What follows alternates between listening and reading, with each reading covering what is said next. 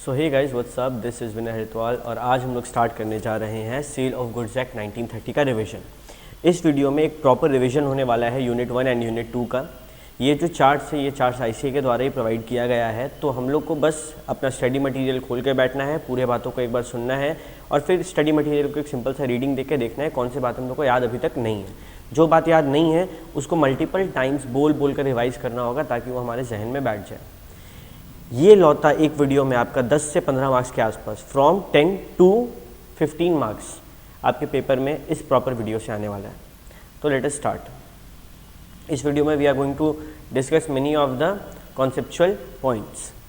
तो सबसे पहले सोगा आया कब? सेल ऑफ गुड्स एक्ट 1930 में आया। कब? 1 जुलाई 1930। सोगा क्या? सेल ऑफ गुड्स एक्ट, मतलब किसी भी सामान के बिकने पर जो लॉ लगे वो सेल ऑफ गुड्स एक्ट है। अच्छा, वो जो सामान है वो क्या मूवेबल होगा या इमूवेबल होगा? सोगा सिर्फ और सिर्फ ओनली मूवेबल प्रॉपर्टीज़ को देखता है। किसको देखता है? Only movable properties. तो this act is not applicable for immovable properties. और ये किस पे लागू है? होल ऑफ इंडिया पे। ठीक है। नेक्स्ट, कॉन्ट्रैक्ट ऑफ सेल करके कॉन्सेप्ट होता है। कॉन्ट्रैक्ट ऑफ सेल में क्या होता है कि फॉर एग्जाम्पल मेरा आपसे कॉन्ट्रैक्ट का एक वादा हुआ जिसमें कि कौन हूँ मैं सामान बेच रहा हूँ तो आई एम अ सेलर, आप सामान खरीद रहे हो तो यू आर अ बायर।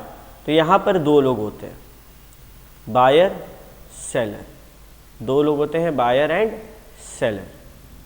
इनके बीच में क्या होता है?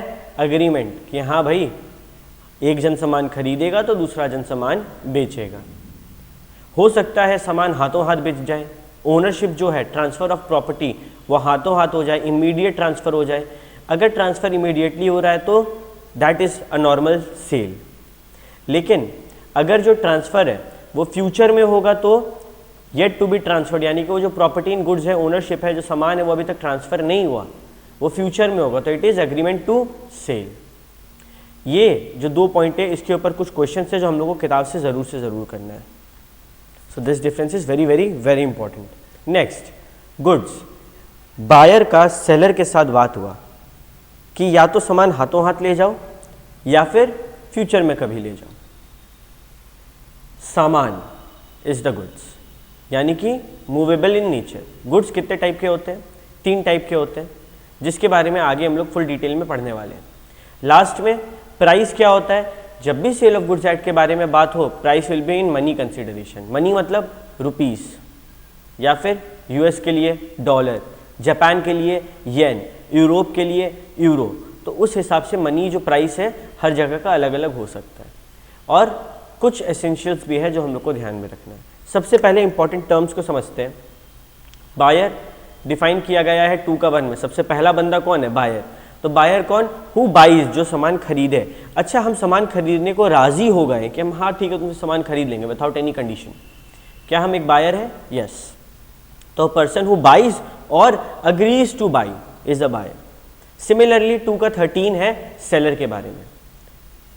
अ पर्सन हु सेल्स और अग्रीज टू सेल, यानी कि अगर हम तुमको बेच रहे हैं तो भी हम सेलर, और हम बेचने के लिए अग्री कर चुके हैं, तैयार है, तो भी हम seller.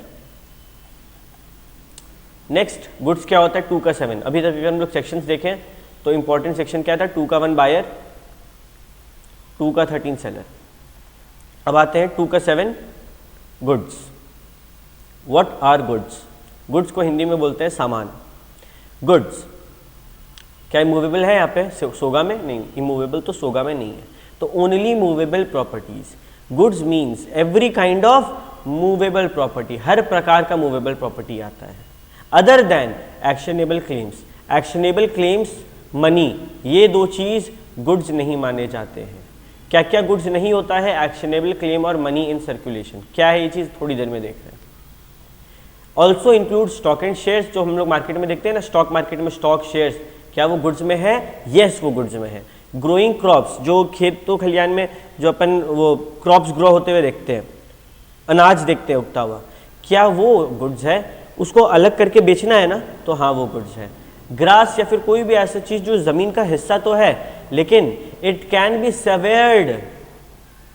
Savoured, it is forming part of land. हाँ वो जमीन का हिस्सा है लेकिन उसको अलग किया जा सकता है, इट कैन बी सेवर्ड।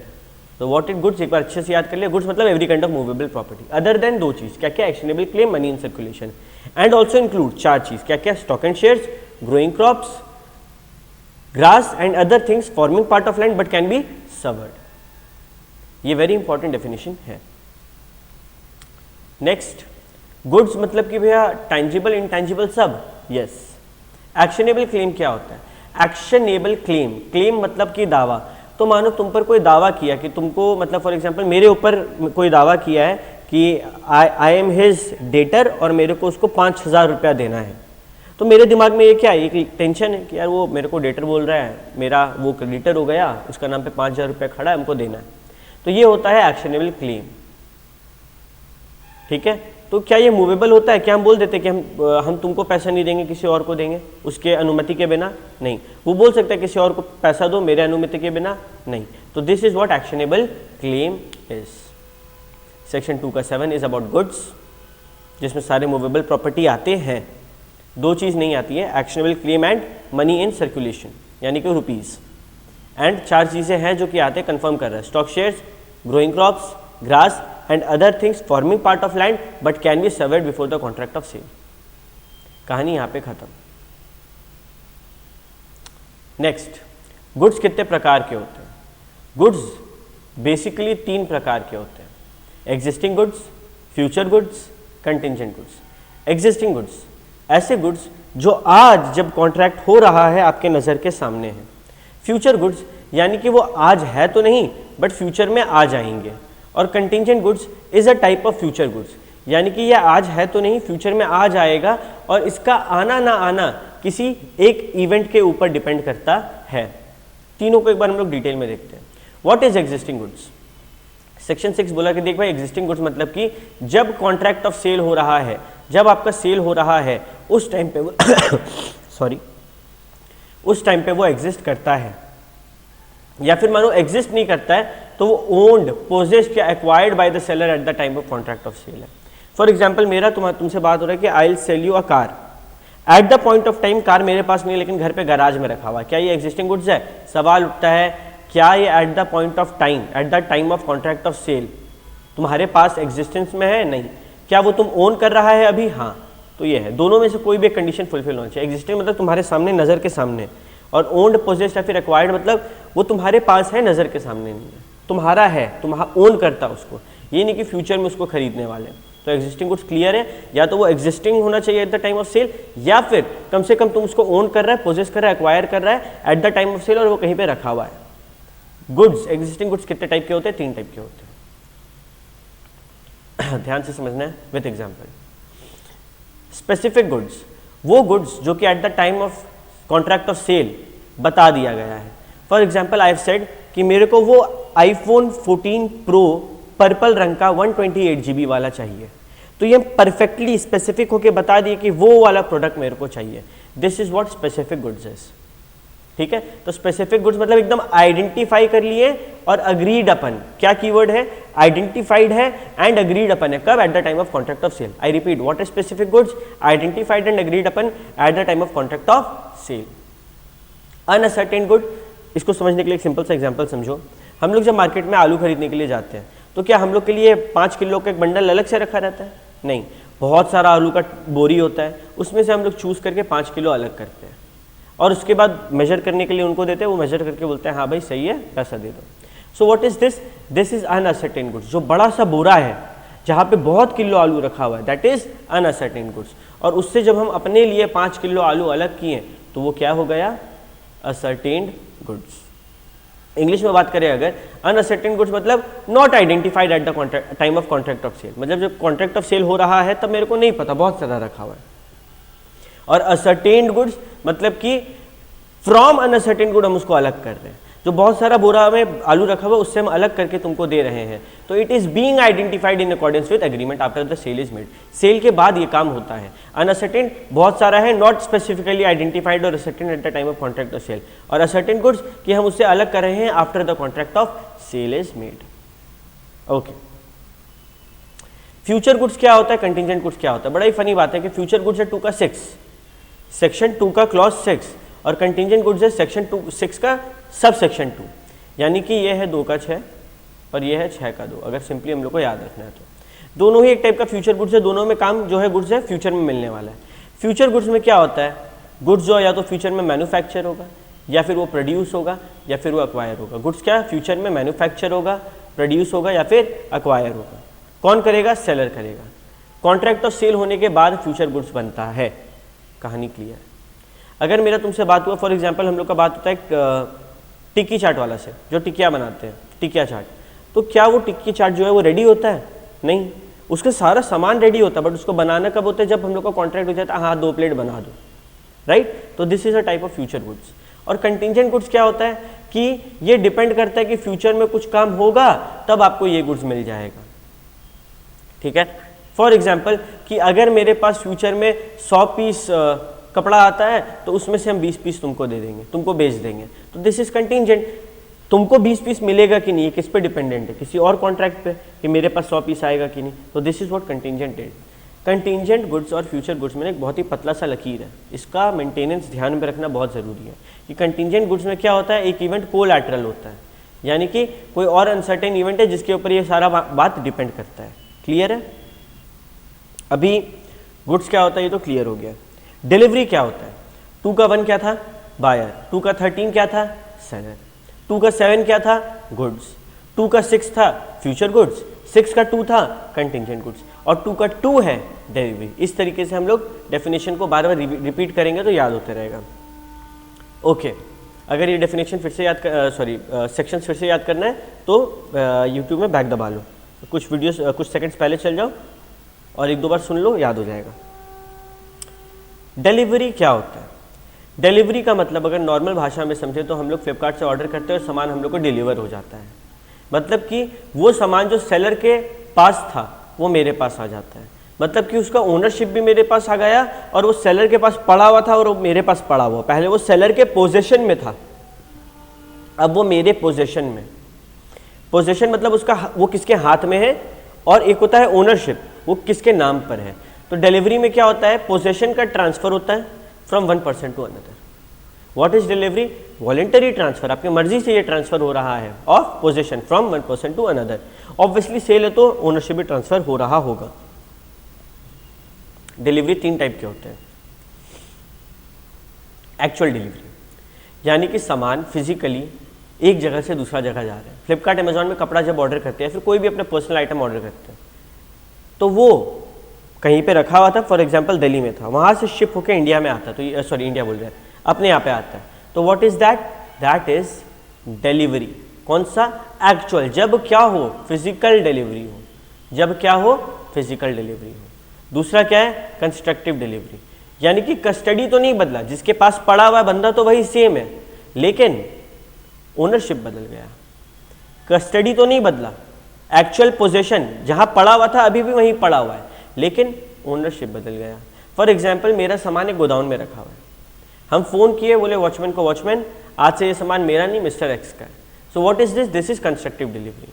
और एक होता है सिंबलिक डिलीवरी, हम लोग कुछ ऐसा करते हैं, कुछ ऐसा टोकन ट्रांसफर करते हैं, फिर कुछ भी ऐसा ट्रांसफर करते हैं जिसको देख के लगता है कि हाँ ये एक डिलीवरी है। मतलब कि फॉर एग्जाम्पल हम तुमको गाड़ी बेच रहे हैं अपना, तो क्या हम ऐसे गाड़ी उठा के तुमको हाथ में देंगे? हम बोले मेरा गाड़ी लगा हुआ है, यहाँ से 4 किलोमीटर दूर जाके ले लेना।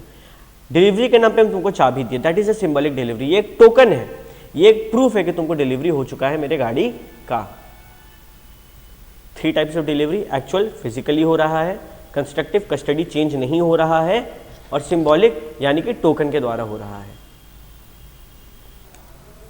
अभी हम लोग 2 कॉन्सेप्ट के बारे में जानने वाले हैं, document of title to goods, document showing title to goods. इस चीज को अगर सिंपली दिमाग में बैठाना है तो डॉक्यूमेंट शोइंग टाइटल क्या होता है? अगर हम लोग फॉर एग्जांपल किसी भी शेयर का बात करें, शेयर सर्टिफिकेट, तो जो शेयर सर्टिफिकेट होता है उसमें आपका नाम लिख दिया गया है कि this share belongs to mister ये या मिस ये। अब ये शेयर सर्टिफिकेट अगर किसी और के हाथ में चल जाएगा तो उसको शेयर मिल जाएगा? नहीं, उसका जिसका नाम है उस पर, जिसका टाइटल शो कर रहा है उसको मिलेगा। और डॉक्यूमेंट ऑफ टाइटल मतलब जिसके पास भी वो डॉक्यूमेंट है। फॉर एग्जांपल तुम्हारे जेब में एक टिकट था ट्रेन को लेकर, वो टिकट गिर गया, और हम वो टिकट उठा के ट्रेन में बैठ गए तो कोई दिक्कत नहीं, वो जनरल टिकट है, उसमें मेरा नाम नहीं भी है तो चलेगा, मेरे को बैठने दिया जाएगा। ठीक है, तो डॉक्यूमेंट ऑफ टाइटल यानी कि एक ऐसा डॉक्यूमेंट जो किसी के भी हाथ में हो, फर्क नहीं पड़ता है, उसको सामान मिल जाएगा। डॉक्यूमेंट शोइंग टाइटल यानी कि जिसका नाम है सामान भी उसी का है। इजी। आओ एक बार हम लोग रीड करते हैं। 2 का 4 है, document of title to goods. क्या क्या बात बोला? पहला, प्रूफ ऑफ पोजेशन होता है कि किसके हाथ में गुड्स है, किसके हाथ में कंट्रोल है। कौन, दूसरा बात, कौन ऑथराइज कर सकता है इसका यूज को, कौन कैसे इस्तेमाल करेगा, जिस बंदा के हाथ में डॉक्यूमेंट ऑफ टाइटल है वो इस्तेमाल करेगा उस सामान को। तीसरा, ईदर बाय इंडोर्समेंट और बाय डिलीवरी, या तो इंडोर्समेंट के द्वारा हम इसको ट्रांसफर करते हैं या फिर डिलीवरी के द्वारा। यानी कि मानो इंडोर्समेंट मतलब हम तुमको 5 लाख रुपया देने वाले थे, मेरे पास पैसा नहीं था लेकिन 5 लाख रुपए का कोई सामान का कागज था, वो दे दिए, तो ये इंडोर्समेंट हो गया। और डिलीवरी मतलब हम तुमको प्रॉपर दे रहे हैं वो सामान। The possession of document to transfer or receive goods thereby represented. Example देख लेते हैं। क्या इस डेफिनेशन को याद करना है? नो। कॉन्सेप्ट याद रखो, दोनों के बीच का डिफरेंस याद रखो, काफ़ी है। रटने का जरूरत है, पूरा लैंग्वेज को जरूरी नहीं है। एग्जाम्पल याद करना जरूरी है। Bill of lading, dock warrant. Bill of lading जब हम लोग शिप में माल चढ़ाते हैं, डॉक वारंट भी शिप से रिलेटेड होता है। वेयर हाउस कीपर सर्टिफिकेट यानी कि जो गोदाउन में कीपर्स होते हैं उनका जो सर्टिफिकेट होता है। War finger certificate, railway receipt, warrant, ये सब क्या है? ये सब document of title of goods यानी कि जिसके हाथ में ये डॉक्यूमेंट उसका सामान। ओके। और डॉक्यूमेंट शोइंग टाइटल यानी कि जिसका नाम उसका सामान। प्रॉपर्टी क्या होता है? प्रॉपर्टी मतलब ओनरशिप इन गुड्स। जब भी सेल ऑफ गुड्स एक्ट में लाइन सुनेंगे कि property in goods passes, property passes, इसका क्या मतलब है? इसका मतलब है ओनरशिप पासेस। तो जब भी प्रॉपर्टी शब्द का इस्तेमाल आएगा हम लोग किससे रिलेट कर लेंगे? ओनरशिप से। तो एक होता है जनरल प्रॉपर्टी, एक होता है स्पेशल प्रॉपर्टी। इसके बारे में ज़्यादा डिटेल में एंटर करके कोई फायदा नहीं है रिवीजन में for the time being. Price क्या होता है? मनी कंसिडरेशन यानी कि rupees, dollars and depending on the country. Value of the goods, goods का वैल्यू क्या है in terms of money of that country expressed in monetary terms. ठीक है, okay. Sale and agreement to sale section 4 important है, दोनों का difference है, already said important है। सेल क्या होता है? Contract when the seller transfers और agrees to transfers the property in goods to the buyer. Property in goods का मतलब क्या? अभी तुरंत तो पढ़े ओनरशिप। तो जब सेलर या तो ट्रांसफर कर दिया है या फिर ट्रांसफर करने वाला है, क्या चीज? प्रॉपर्टी इन गुड्स, जिसको क्या बोलते हैं? ओनरशिप। किसको? सेलर ट्रांसफर करेगा बायर को। किसके लिए? पैसा के लिए, फॉर अ प्राइस। ये होता है कॉन्ट्रैक्ट। कितना बात है इसमें समझो। पहला बात, सेलर ट्रांसफर्स और एग्रीज टू ट्रांसफर। तो ट्रांसफर या agrees to transfer, seller transfer और एग्रीज टू ट्रांसफर। क्या चीज? Property in goods. किसको? बायर को। किसके लिए? For a price. 5 फिंगर्स में डेफिनेशन है। सेलर ट्रांसफर्स और एग्रीज टू ट्रांसफर्स। क्या? ओनरशिप। किसको? बायर को। किसके लिए? प्राइस के लिए। अब बढ़ते आगे। Mode of contract of for goods of sale. कैसे मोड हो सकता है contract? A contract for sale can be इधर थ्रू तुरंत कर दो नॉर्मल सेल या फिर एग्रीमेंट टू सेल। देखो ध्यान से,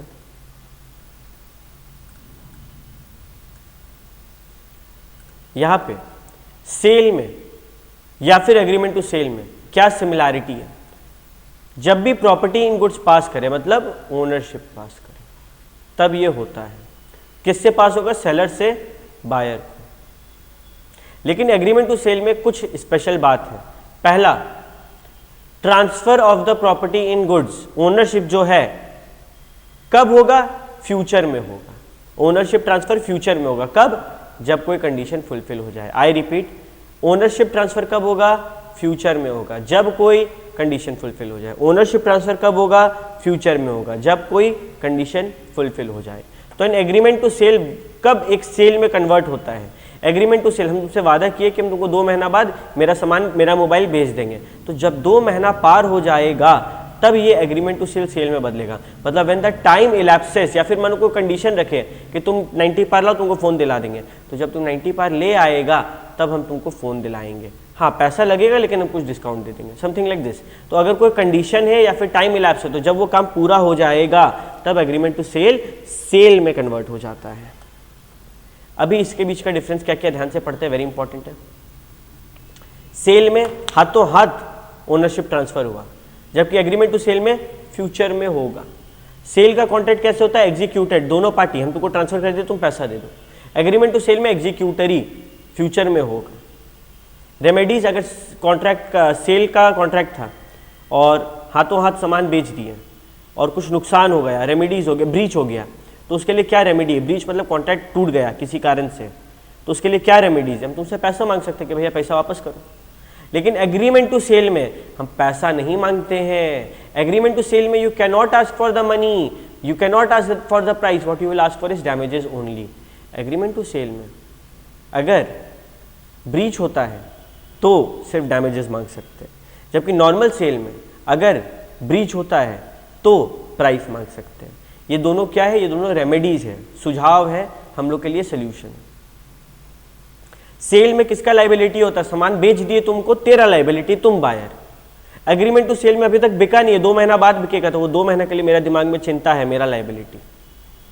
रिस्क किसका? जिसका लाइबिलिटी उसका रिस्क। सामान तुमको बेच दिए, तुम चाहे उसको मेरे दुकान से निकाल के ले गया बाहर और वो टूट गया, खराब हो गया, मेरा रिस्क नहीं, risk is of the buyer.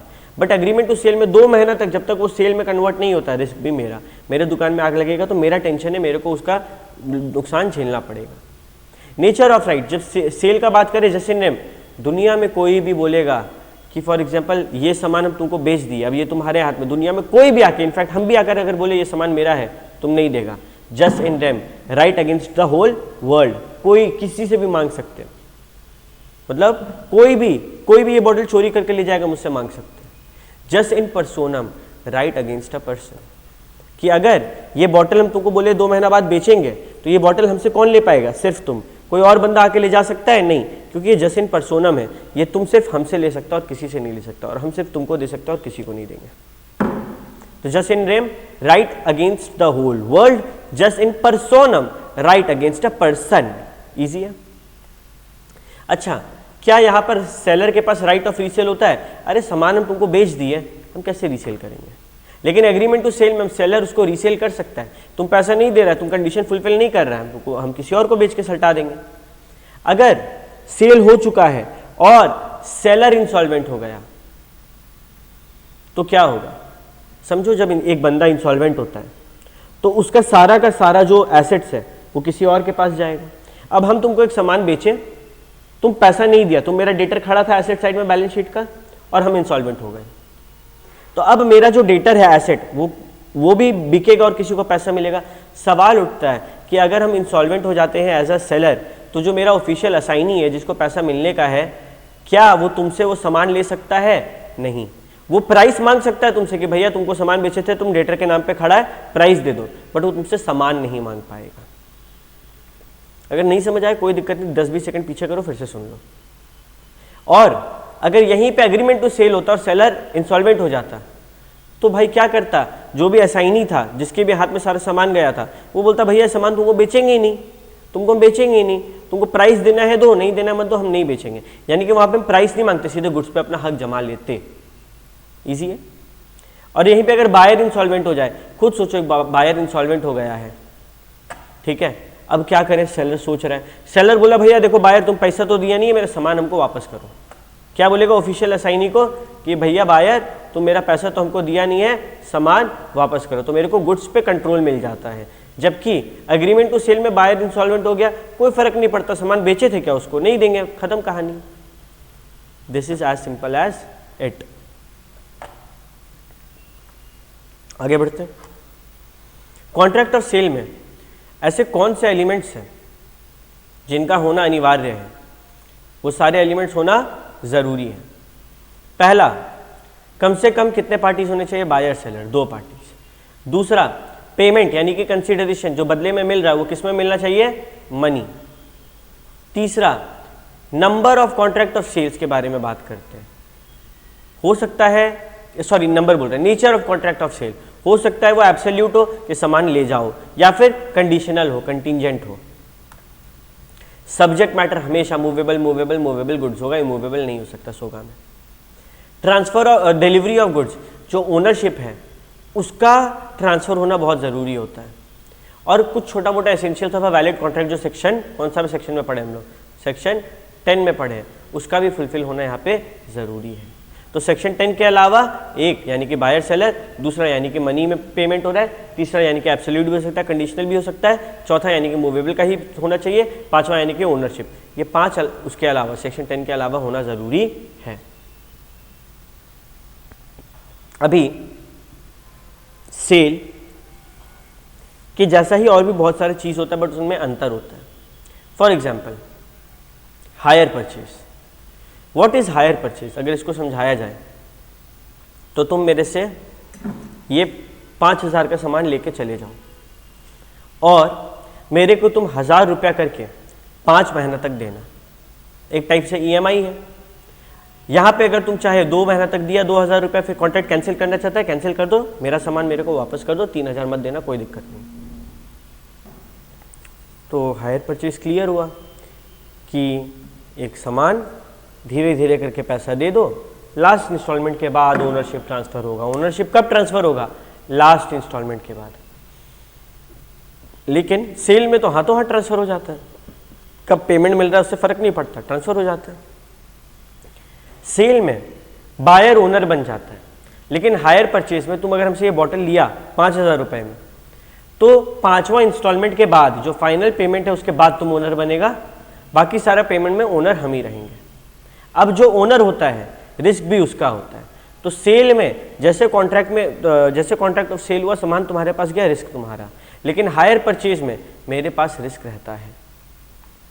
फिर आते हैं टर्मिनेशन ऑफ कॉन्ट्रैक्ट। सेल का कॉन्ट्रैक्ट क्या बायर सामान खरीदने के बाद कॉन्ट्रैक्ट कैंसिल कर सकता है? नहीं। लेकिन हायरर के पास पावर है ना, 2 महीने का पैसा दिया फिर बोला सामान रखो, पैसा नहीं देंगे आगे। हाँ। बर्डन ऑफ रिस्क यहाँ पे सेलर का होता है और यहाँ पे owner takes no risk right and has right to take back the goods. यानी कि अगर हम ये बॉटल तुमको दिए और ये बॉटल तुम्हारे पास रखा हुआ था, उस दौरान कुछ नुकसान होता है तो तेरा जिम्मेदारी है, क्योंकि तेरे पास था ना। और अगर तुम इसका पेमेंट नहीं करेगा तुम उसे सामान वापस भी ले सकते हो, ठीक है। तो ओनर जो था, ओरिजिनल ओनर हम, मेरा कोई रिस्क नहीं है। जिसके पास सामान है तुम, तेरा रिस्क है। Transfer of title. टाइटल यानी कि किसके नाम पर है। Buyer can pass a good title to a bona fide purchaser.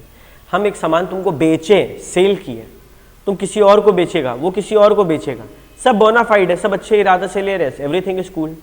लेकिन हम हायर परचेज पे तुमको सामान बेचे, तुम 2 इंस्टॉलमेंट दिया, 3 इंस्टॉलमेंट बाकी था, उससे पहले ही तुम किसी और को बेच दिया। तुम सोचो जो तीसरा बंदा को सामान मिला है उसको डिफेक्टिव टाइटल मिला ना, क्योंकि hirer can not pass any title even to a bona fide purchaser. तुम चाह कर भी जब तक फुल इंस्टॉलमेंट पेमेंट ना कर दो, जब तक तुम ओनरशिप अपने नाम में ना करा लो, तुम किसी और को ट्रांसफर कर ही नहीं सकता। रीसेल, बायर कैन रीसेल यहाँ पर, बट क्या हायरर कैन रीसेल? नो। जब तक तुम सारा इंस्टॉलमेंट पे नहीं करेगा तुम उसको किसी और को बेच नहीं सकता। इसी बारे में 2 मिनट पहले बात हुआ। इसी के साथ हायर परचेज और सेल सॉर्टेड है। Sale and bailment. अब इसके लिए हम लोग को सेल तो पता है क्या होता है, बेलमेंट क्या होता है। जब फॉर एग्जाम्पल हम कहीं जा रहे हैं और मेरे पास एक बहुत ही प्रीशियस सामान रखा हुआ है, तो वो सामान हम तुमको देकर चल गए कि भैया हम आउट ऑफ स्टेशन जा रहे हैं, मेरे घर पे कोई नहीं होगा, ये सामान तुम अपने घर पे कुछ दिन रखो, आके तुमसे ले जाएंगे। हम आएंगे, तुमको फ़ोन करेंगे, तुमसे आके सामान ले लेंगे। या फिर हम फ़ोन करके बोले कि मेरे को उस सामान का कोई ज़रूरत नहीं है, फेंक दो, तो तुम उसको फेंक देगा क्योंकि है तो वो मेरा ना। तो व्हाट इज़ बेलमेंट? यानी कि ओनरशिप ट्रांसफर हो गया क्या? नहीं, पोजीशन ट्रांसफर हो रहा है, ट्रांसफर ऑफ पोजेशन। पोजीशन और पोजेशन सुनते हुए भी एक लगता है और समझने पे भी एक लगता है। पोजेशन मतलब कि मेरे पास से वो सामान तुम्हारे पास गया, रखा हुआ तुम्हारे पास है, ओनर हमें, तुम उसका क्या करेगा, डिपेंड मेरे बोलने पर करता है। लेकिन कॉन्ट्रैक्ट में क्या होता है, सामान का पोजेशन और ओनरशिप सब ट्रांसफर हो जाता है। सेल में सामान वापस ले सकते हैं क्या? जनरली नहीं लेते, रूल यही है। लेकिन बेलमेंट में हम फोन करके बोलेंगे सामान वापस करो, तुम बेली है, तुमको वापस करना पड़ेगा। किसको? हमको, बेलर को। जो सामान दे बेलर, जिसके पास सामान रखा हुआ है बेली। अच्छा, हो सकता है कि तुम बोलेगा कि भैया आपके लिए हम ये इतना महंगा सामान रख रहे हैं, इतना जोखिम उठा रहे, इसका कुछ पैसा दीजिए। यानी कि फ्री में काम नहीं कर रहा है। नॉन ग्रेट्युटस मतलब नॉट फ्री, और ग्रेट्युटस मतलब फ्री। तो हो सकता है तुम बोलेगा अरे भैया आपसे क्या पैसा का बात, ये सब कुछ नहीं, आप छोड़ के जाइए, हम देख लेंगे। या फिर तुम बोलेगा भैया थोड़ा पैसा तो दीजिए, आपके लिए इतना मेहनत कर रहे हैं। तो ये ग्रेट्युटस भी हो सकता है, नॉन ग्रेट्युटस भी हो सकता है, बट सेल में कभी भी फ्री होता है क्या, नो कंसिडरेशन नो कॉन्ट्रैक्ट, तो sale will be always for a price that is money. इसी के साथ ये काम भी कंप्लीट हुआ, बेलमेंट और सेल का डिफरेंस भी कंप्लीट हुआ। नेक्स्ट, सेल और contract for work and labour. Simple सा है, contract for work and labour में कोई गुड्स ट्रांसफर नहीं होता। अब कोई बंदा आया, तेरा बिल्डिंग पेंट करके गया, तो कुछ ट्रांसफर किया है नहीं, पेंट भी तुम्हारा, ब्रश भी तुम्हारा, बिल्डिंग भी तुम्हारा, वो अपना सर्विस दे रहा है। तो इसमें और इसमें तो जमीन आसमान का अंतर है। सेल में गुड्स है और वर्क एंड लेबर में क्या है, सर्विस है। नेक्स्ट पॉइंट पे आते हैं हम लोग, कॉन्ट्रैक्ट ऑफ सेल कैसे होता है। सबसे पहले प्रोसेस को समझें। तो कॉन्ट्रैक्ट ऑफ सेल किया जाता है जब एक बंदा ऑफर करता है किसी सामान को बेचने या खरीदने को, बोलता है बदले में प्राइस का लेन देन होगा, और आगे वाला पार्टी उसको एक्सेप्ट कर ले, तो वो सेल है। Nothing to learn about. आगे बढ़ो। डिलीवरी कैसे हो सकता है? हो सकता है हाथों हाथ हो, इमीडिएट डिलीवरी।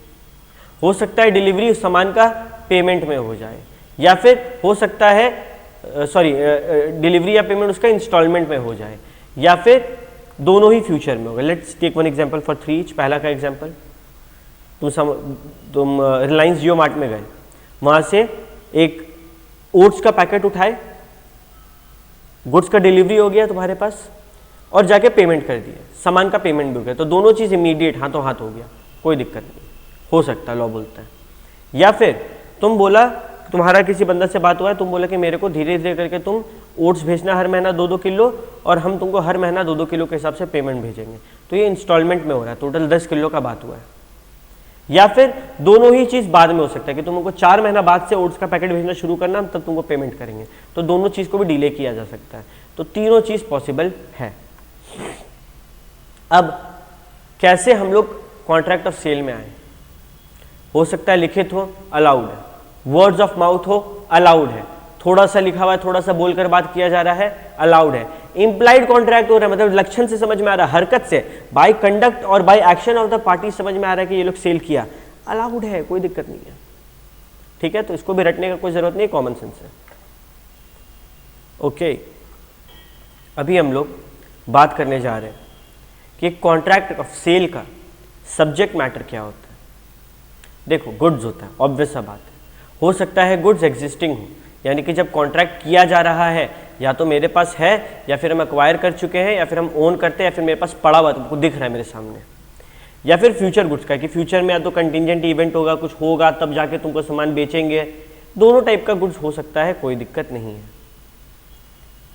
ठीक है, लेकिन अगर तुम present sale of future goods कर रहे हैं, मतलब कि 2 महीना बाद तुमको हम एक डॉग का बच्चा देंगे, तो ये 2 महीना बाद होगा, प्रेजेंट सेल, अभी पैसा ले लिया है, 2 महीना बाद पक्का दे देंगे तुमको, और फ्यूचर गुड्स, इसको हम लोग एग्रीमेंट टू सेल बोलते हैं। यही तो अभी तक सीखे आ रहे हैं। इस सेल मतलब हाथों हाथ सामान बेच गया, एग्रीमेंट टू सेल मतलब फ्यूचर में कभी बिकेगा।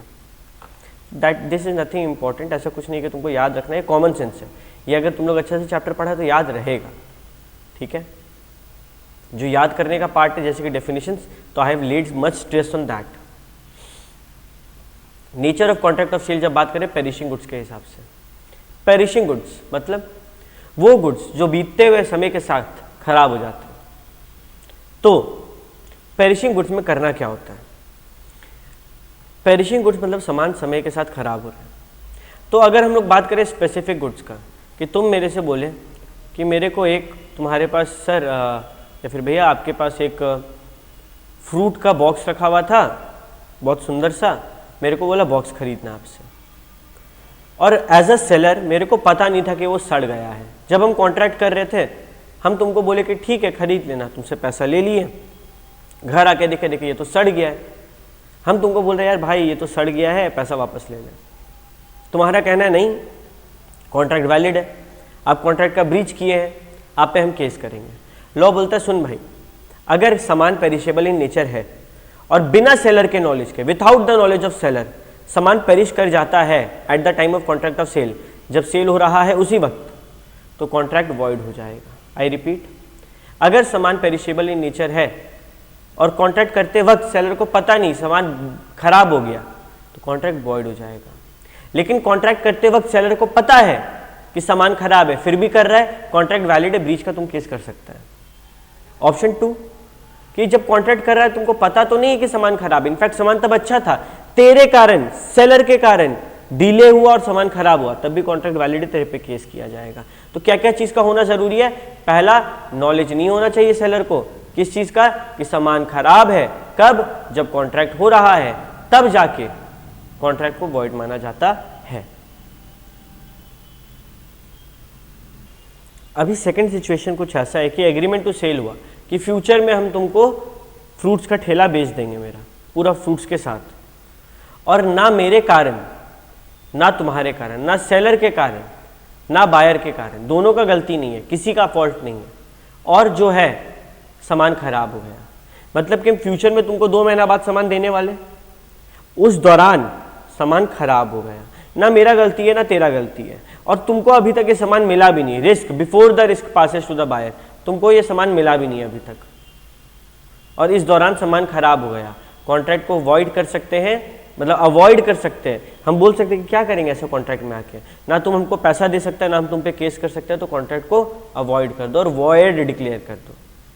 तो यहाँ पे क्या बोला, ना मेरा फॉल्ट, ना तेरा फॉल्ट, ना सेलर का फॉल्ट, ना बायर का फॉल्ट, और अभी तक रिस्क पास नहीं हुआ है, before the risk passes to the buyer, और इस दौरान सामान खराब हो गया, सब्सिक्वेंटली द गुड्स पेरिशेस और डैमेजेस, तो क्या होता है, कॉन्ट्रैक्ट कैन बी अवॉइडेड और बिकम्स वॉइड। सेम बात करते हैं फ्यूचर गुड्स के बारे में कि अगर future goods specific in nature था, हम बोल दिए कि फ्यूचर में जब आईफोन 15 निकलेगा हमको 128 GB दे देना, और कुछ ऐसा हो गया है कि आईफोन 15 का 128 GB निकलना ही नहीं है, 256 और 512 निकलेगा, तो कॉन्ट्रैक्ट पॉसिबल है? नहीं, तो वो वॉइड हो जाता है, क्योंकि ये सुपर विनिंग इम्पॉसिबिलिटी, जब ऐसा मॉडल बना ही नहीं तो कैसे बिकेगा। तो फ्यूचर गुड्स का बात है, स्पेसिफिक था, लेकिन अब इम्पॉसिबल हो गया उस चीज का होना, तो कॉन्ट्रैक्ट क्या हो जाता है, वॉइड हो जाता है। असरटेनमेंट ऑफ प्राइस, प्राइस कैसे असरटेनमेंट करते हैं, कैसे पक्का करते हैं, दाम क्या होगा। पहला, कॉन्ट्रैक्ट में लिख दिया है कि हम तुमको सामान बेचेंगे, सामान का दाम कितना, 25 रुपये किलो आलू। दूसरा, हम लोग बोले देखो भाई ऐसे दाम बोलकर नहीं तय करते हैं, हम लोग क्या करते हैं, एक मेथड अपना लेते हैं कि उस दिन जो भी रेट होगा, उस फॉर एग्जांपल मेरा 25 रुपये किलो करके आलू हुआ तुमसे एक महीना का कॉन्ट्रैक्ट, तो ये फिक्स बाय द कॉन्ट्रैक्ट है कि 1 महीना तक मार्केट में कुछ भी रेट हो तुमको 25 रुपये किलो करके देंगे। दूसरा, हम बोल दिए कि देखो कॉन्ट्रैक्ट में लोग मैनर कर लेते हैं कि देखो डेली के हिसाब से ही तुमको आलू का पैसा चार्ज किया जाएगा जो डेली मार्केट रेट है, तो it is agreed in the contract कि कैसे फिक्स करना है पैसा को। या फिर ये भी हो सकता है कि during the course of dealing, जब हम बात, मतलब फॉर एग्जांपल तुमसे आलू तलवा रहे हैं, बोलते देखो यार छोटा छोटा आलू दिया है, इसका हम 2 रुपया कम देंगे, देखो तुम्हारा आलू खराब इन नेचर है, इसका हम 20 रुपया कम, 20 रुपया तुम्हारे टोटल अमाउंट से कम देंगे। तो ये क्या है, during the course of dealing, जब हम तुमसे बात कर रहे हैं सामान का लेन देन का, तब हम दाम फिक्स कर रहे हैं। पहला, कॉन्ट्रैक्ट में फिक्स है। दूसरा, कॉन्ट्रैक्ट में एक मैनर हो गया कि इस तरीके से होगा, डेली का मार्केट रेट के हिसाब से होगा। तीसरा, during the course of dealing of the parties हो रहा है, जब मेरा तेरे से बात हो रहा है उस हिसाब से हो रहा है। और चौथा, price is not determined, buyer shall pay the seller a reasonable price, reasonable price देना है, कुछ बात नहीं हुआ। 4 तरीके से होता है, चारों तरीका याद रखना जरूरी है। अभी ये हिस्सा को समझने के लिए एक एग्जाम्पल को ध्यान से सुनो। मिस्टर ए और मिस्टर बी के बीच में एक सामान को लेकर बेचने का बात हुआ, लेकिन ना मिस्टर ए बता पा रहा है इस सामान का दाम कितना है, ना मिस्टर बी बता पा रहा है कि इस सामान का दाम कितना है। हम लोग को मिले मिस्टर पोपटलाल, वो एक थर्ड पार्टी थे, ना वो सेलर है ना वो बायर है। हम लोग बोले मिस्टर पोपटलाल इसका दाम कितना होना चाहिए, आप ही हम लोग को बता दो। तो यहाँ पर जो वैल्यूएशन है किसी सामान का, वो ना सेलर कर रहा है ना बायर कर रहा है, वो एक थर्ड पार्टी कर रहा है, जो कि अलाउड किया लो, बोला ठीक है करने दो। अभी अगर ऐसा सिचुएशन होता है और वो थर्ड पार्टी वैल्यूएशन नहीं कर पाया, उसको नहीं समझ आ रहा है, उसको भी नहीं समझ आ रहा है कि क्या किया जाए, तो कॉन्ट्रैक्ट अवॉइड किया जा सकता है। लेकिन उसको पता था कि इसका दाम कितना होना चाहिए, और हम जो सेलर है उसको साइड से बंदूक दिखाएं और बोले मिस्टर पोपटलाल इसका दाम ज़्यादा से ज़्यादा रखो, और वो डर के मारे भाग गया, तो it is the fault of the seller कि वैल्यूएशन नहीं हो पाया, तब हम डिफॉल्ट माने जाएंगे। एक बार हम लोग रिपीट करते हैं इंग्लिश में। एग्रीमेंट टू सेल है, सामान बेचने का बात किया गया है, प्राइस फिक्स नहीं कर पा रहे हैं तो थर्ड पार्टी को बुलाएं, पोपटलाल को बुलाएं और प्राइस फिक्स कराएं। थर्ड पार्टी कैन नॉट और डज नॉट मेक वैल्यूएशन, वो नहीं कर पा रहा वैल्यूएशन, तो एग्रीमेंट अवॉइड किया जा सकता है। ठीक है। If the goods or any part thereof has been delivered, मानो ऐसा 100 बॉटल देने का बात था और हम तुमको 4 बॉटल ऑलरेडी भेज चुके हैं और अब कॉन्ट्रैक्ट अवॉइड कर दिया गया, तो वो जो बॉटल तुमको डिलीवर हो चुका है तुम वापस मेरे को रीसेंड करोगे, क्योंकि ये लॉ है कि तुम किसी चीज का फायदा नहीं उठा सकते हो। अगर थर्ड पार्टी को कोई बंदा रोकता है किसी के फॉल्ट पे, या तो सेलर के फॉल्ट पे या तो बायर के फॉल्ट पे उसे रोका जाता है, तो जो बंदा फॉल्ट में नहीं है, यहाँ पर हम बंदूक दिखाए थे, फॉल्ट में कौन नहीं है, तुम नहीं है, तो तुम डैमेजेस मांग सकता है कि आपके चक्कर में मेरा इतना नुकसान हो, मेरे को पैसा दो। तो ये पूरा एक वैल्यूएशन बाय थर्ड पार्टी का एग्जाम्पल था। इजी है, कूल। नेक्स्ट आते हैं स्टिपुलेशन। स्टिपुलेशन का हिंदी मतलब क्या होता है? शर्त। शर्त, शर्त हो सकता है कि पेमेंट को लेके हो सकता है कि वक्त को लेकर हो, कि कब तक डिलीवरी हो जाना चाहिए। तो किसको लेके हो सकता है? या तो पेमेंट को या तो डिलीवरी को। शर्त किसको लेके हो रहा है? टाइम ऑफ पेमेंट या फिर टाइम ऑफ डिलीवरी। तो generally essence of contract, contract के लिए ज्यादा जरूरी क्या है? पेमेंट या डिलीवरी? डिलीवरी ज्यादा जरूरी है, पेमेंट तो लॉ दिलवा ही देगा। डिलीवरी ज्यादा जरूरी है, पेमेंट तो लॉ दिलवा ही देगा। तो stipulation as to time of delivery ज्यादातर एसेंस ऑफ कॉन्ट्रैक्ट होता है, उसमें लिखा हुआ कुछ और है, कॉन्ट्रैक्ट में लिखा हुआ कुछ और है, तो बात अलग है। जनरली एसेंस ऑफ कॉन्ट्रैक्ट क्या होता है? Stipulation as to time. तो delivery of goods must be made without delay, जितना जल्दी हो सके डिलीवरी करवा दो। और पेमेंट बोला this is not essence of contract, जरूरी नहीं है। अगर कॉन्ट्रैक्ट का टर्म्स में लिखा है तो अलग बात है, नहीं तो तुम डिलीवरी कराओ ना, पेमेंट लॉ दिलवा देगा। अब आते हैं दो टर्म, और ये भी इंपॉर्टेंट है, इसका डिफरेंस भी इंपॉर्टेंट है। सबसे पहले व्हाट इज अ कंडीशन। देखो कंडीशन एक शर्त होता है जो कि जरूरी है। मेरा शर्त है कि मेरे को एक एंड्रॉयड फोन चाहिए जिसका कैमरा अच्छा हो, तो मेरा शर्त है, मेरा मेन पर्पस है कैमरा, तो वो हुआ कंडीशन। और वारंटी क्या होता है? Collateral to the main purpose, मतलब अगर वो फोन व्हाइट कलर का हो तो अच्छा है, मेरे को फोन का जरूरत है जिसका कैमरा अच्छा हो, कंडीशन। और अगर वो व्हाइट कलर का हो तो अच्छा है, यानी कि व्हाइट कलर का होना इज एडिशनल, इज कोलैटरल, अलग से, वो वारंटी है। और कंडीशन क्या? Main purpose of contract. Condition जो एकदम अनिवार्य है, अगर कंडीशन का ब्रीच होता है, तो मेरे को एक फोन बेचा जिसका कैमरा वाहियात है, तो अब मेरे पास क्या रेमेडीज अवेलेबल है, क्या सोल्यूशन अवेलेबल है?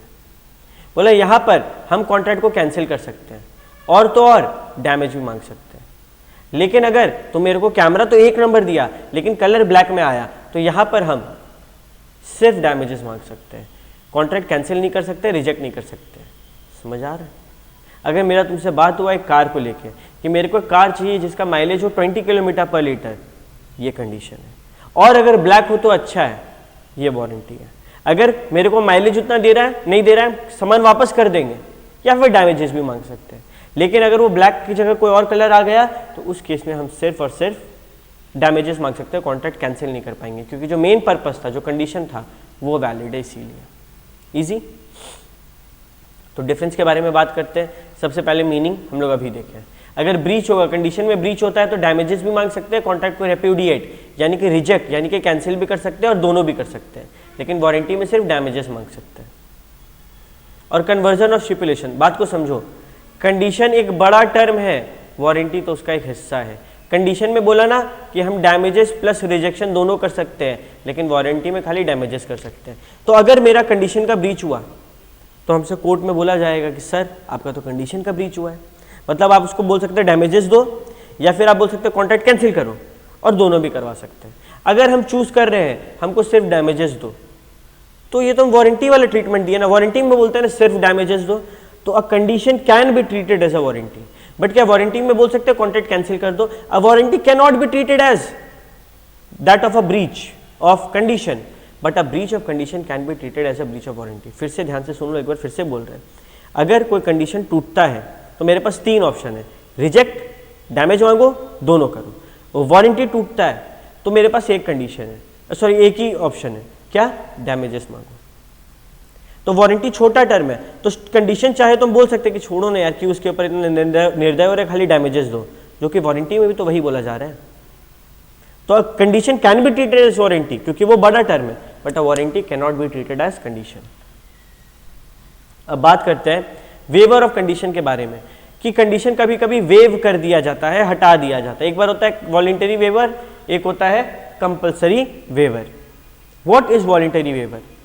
यानी कि यहां पर हम इलेक्ट किए, हम चूज कर रहे हैं कि हम कंडीशन को वारंटी की तरह ट्रीट करेंगे, और कभी कभी लॉ बोल देता है कंपल्सरी वेवर कि तुम इसको कंडीशन का ब्रीच ट्रीट नहीं कर सकता है, तुमको तो इसको वारंटी का ब्रीच ही ट्रीट करना होगा, या फिर कोड बोल दिया, तो उस टाइम पे कंपल्सरी वेवर हो जाता है।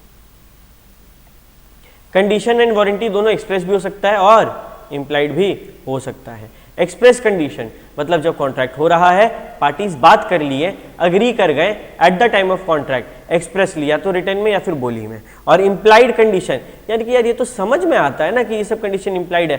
फॉर एग्जाम्पल, अब सामान कंडीशन एज टू टाइटल, किसी सामान को हम लोग इसके बारे में सब कुछ देखेंगे, कितने टाइप के होते हैं, title, sale by sample, quality और fitness, wholesomeness, description, sale by sample as well as description, and condition as to merchantability. 7 implied condition है, मतलब कि कॉन्ट्रैक्ट में इसको लिखना जरूरी नहीं है, समझ में आता है, ये इम्प्लाइड है कि इसके बारे में बताओ मत, ये लॉ बोल दिया है ऐसे ऐसे काम चलेगा। अगर तेरा सामान फॉर एग्जाम्पल तुमको चोरी का सामान बेचा, तो वो कंडीशन एज टू टाइटल का ब्रीच है, और तुमको वहां पर कंडीशन का यानी कि कॉन्ट्रैक्ट कैंसिल करने का मौका मिलेगा, या फिर डैमेजेस मांगने का मौका मिलेगा, या फिर बोथ।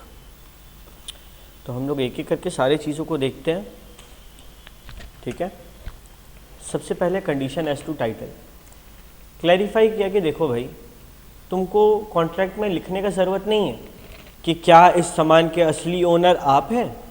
ये मान लिया जाएगा कि जो बंदा इस सामान को बेच रहा है वही असली ओनर है। अगर वो ओनर नहीं निकला तो तुम ब्रीच ऑफ कंडीशन मानकर उससे डैमेजेस भी मांग लो, उससे रेपुडिएट भी कर सकता है कॉन्ट्रैक्ट को। तो पहला इम्प्लाइड कंडीशन होता है कि सेलर के पास जो टाइटल है वो एक अच्छा टाइटल है। In case of sale, right to sell goods उसके पास था, and in case of agreement to sell, जब ओनरशिप ट्रांसफर होगा तब राइट टू सेल गुड्स उसके पास आ जाएगा। For example, I have sold you this pen and I was not the असली ओनर, हम कहीं से चोरी करके लाए थे, तो इसमें डिफेक्टिव टाइटल है। तुम चाहो तो इस कॉन्ट्रैक्ट को कैंसिल कर दो और मेरे से डैमेजेस क्लेम कर सकते हो, ठीक है। अल्टीमेटली ये पेंसिल जो तुम्हारे पास है, ये तो ultimately you have to give it to the true owner ना। ये हम लोग इंडियन कॉन्ट्रैक्ट एक्ट में पढ़े हैं कि ये तो असली ओनर के पास जाएगा, तो तुम मेरे से कॉन्ट्रैक्ट कैंसिल करके डैमेजेस मांग सकते हो। कूल। फिर condition as to sale by description, कि अगर हम किसी सामान का एक डिस्क्रिप्शन बताएं कि इस पेन से किसी भी टच स्क्रीन जगह पे लिखा जा सकता है, but later onwards you came to know कि इससे तो सिर्फ एप्पल के आईपैड में लिखा जा सकता है। तो मेरा जो डिस्क्रिप्शन था और इसका जो वर्क है दोनों अलग अलग हो गया, तो यहाँ पर कॉन्ट्रैक्ट का जो है ब्रीच माना जाएगा कंडीशन के तौर पे। कॉन्ट्रैक्ट अगर डिस्क्रिप्शन है तो मेरा डिस्क्रिप्शन को मैच करना जरूरी है, ये एक इम्प्लाइड कंडीशन है, इसके लिए कॉन्ट्रैक्ट में अलग से लिखावट को कोई चीज़ का ज़रूरत नहीं है। सेल बाय सैंपल, हम तुमको एक सैंपल दिखाया बहुत ही अच्छी क्वालिटी ऑफ मटेरियल के क्लॉथ का, और जब तुम घर लेके पैकेट खोले तो उसमें खराब क्वालिटी निकला, it is again a breach of condition, यानी कि वो तीनों रेमेडी आपके लिए अवेलेबल है। सैंपल में क्या होता है कि हम एक सैंपल दिखाएं एक पीस का और लाखों पीस उस हिसाब से तुमको दे रहे हैं, तो पहला बात है कि bulk must correspond with the sample in quality. Bulk का क्वालिटी और जो सैंपल दिखाए थे उसका क्वालिटी सेम होना चाहिए। दूसरा, बायर जो तुम है, बायर है, उसके पास रीजनेबल टाइम होना चाहिए, रीजनेबल अपॉर्चुनिटी होना चाहिए कि वो बल्क को और सैंपल को कंपेयर कर सके, एंड उसमें कोई हिडन डिफेक्ट नहीं होना चाहिए। तो 3 बात बोलता है जब भी सेल बाय सैंपल होता है, याद नहीं करना, कॉमन सेंस, कि भैया कॉरेस्पॉन्डेंट करना चाहिए विद बल्क, रीजनेबल अपॉर्चुनिटी को चेक करना चाहिए, और हिडन डिफेक्ट नहीं होना चाहिए। Sample as well as description, यानी कि दोनों चीज़ के बारे में बोला। एक सर्टेन टाइप ऑफ ऑयल था जिसको हम डिस्क्राइब किए कि रिफाइंड सनफ्लावर ऑयल है, और बोल दिए कि ये देखो सैंपल ये ऐसा होगा, तो अब गुड्स का सैंपल के हिसाब से भी होना चाहिए और उसका नेचर रिफाइंड भी होना चाहिए। नहीं तो तुम कॉन्ट्रैक्ट को कैंसिल भी कर सकते हो, डैमेजेस भी मांग सकता है। कंडीशन एज टू क्वालिटी और फिटनेस, अब इसके बारे में कि for example you are taking a particular food at home, एक रसगुल्ला तुम घर लेके जा रहे हो, उसका क्वालिटी खराब है, तुम सेलर को वापस करने का, सेलर बोला वापस नहीं लेंगे, तुम बोल रहे हो कि ये ब्रीच ऑफ कंडीशन, आपको कॉन्ट्रैक्ट कैंसिल हुआ है, ये मानकर वापस लेना ही पड़ेगा, और तुम सही हो, उसको कॉन्ट्रैक्ट में नहीं लिखना है कि इसका क्वालिटी अच्छा होना चाहिए, सेलर को बता दो कि तुमको किस चीज़ का काम है। अगर तुम सेलर के, अगेन समझो इस बात को कि अगर बायर सेलर के स्किल और जजमेंट पे भरोसा कर रहा है और सामान खरीद रहा है तो उस काम का यूज़ होना चाहिए। फॉर एग्जांपल हम सेलर को बोले, सेलर मेरे को घर में ना करी बनाना है, करी बनाने के लिए दही दो। अब करी जो है वो नॉर्मल दही से बनता है एंड सेलर मिष्टी दही दिया, दैट इज़ स्वीट कर्ड, तो उस पॉइंट ऑफ टाइम पे सेलर को वो स्वीट कर्ड वापस लेना होगा, वो बाउंड है लेने के लिए, क्योंकि गुड्स का जो डिस्क्रिप्शन है वो बायर बोल दिया था कि सेलर हम तेरे भरोसे हैं। तो क्वालिटी और फिटनेस, जिस काम के लिए फिट है वो चीज़ भी होना ज़रूरी है। मर्चेंटेबिलिटी, मर्चेंटेबिलिटी यानी कि ट्रांसफ़र हो सके एक जगह से दूसरे जगह। फॉर एग्जांपल हम तुमसे एक सामान खरीदें और उसमें जो सामान का क्वालिटी है बहुत ख़राब था, मर्चेंटेबल नहीं था, यानी कि उसमें मानो चीटी लगा हुआ था, तो मर्चेंटेबिलिटी का कंडीशन ब्रोकन है, तुम कॉन्ट्रैक्ट कैंसिल कर सकता है।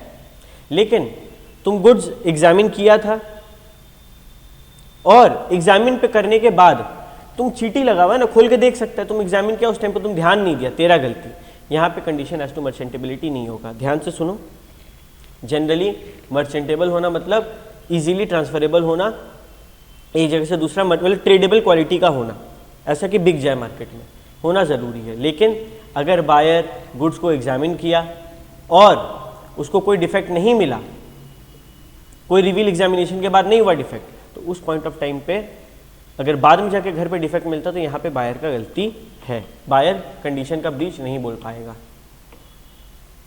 Next, condition as to wholesomeness.